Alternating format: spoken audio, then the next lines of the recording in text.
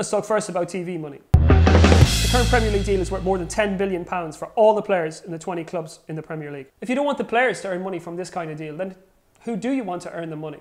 Players as participants are surely the ones most entitled to it. In other industries, enough of the money trickles up to CEO and board and shareholder level. I think it's good that in this industry it stays on the shop floor. Look, the global financial crisis affected us all in different ways, but for those right at the very top, well, more money than ever stayed up there. And for me, resentment over player wages is rooted solely in envy. But what have you got to be envious about? Very, very few comfortable or well-off football fans would willingly swap, say, the first 15 years of their own lives for the first 15 years of any footballer's lives. Think about it. The grind and poverty, the second, third, fourth jobs for parents, the sacrifices needed, all for that 0.01% chance of making it.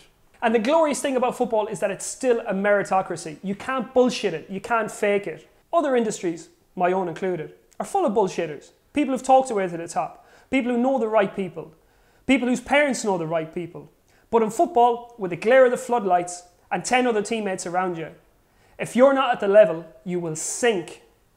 So the guys making the top money have managed to excel themselves at every age level from about 13 up, and they're still the ones there hanging on. Now, don't they deserve to reap the benefits for that? The aim of capitalism, or the American dream, let's call it, is that you work hard, you get your rewards, and you'll be able to drag yourself and your family out of whatever situation you're in the first place. Now, what more glorious embodiment of those ideals do we have in the world than football?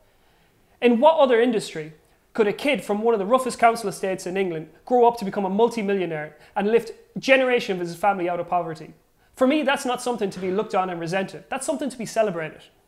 Football is one of the only places that we see that wealth being redistributed, that balance being redressed, those inequalities being shorn up. So footballers were making less money. Well, you just have another example of the working class being exploited. And just because they're rich, that doesn't make them not working class.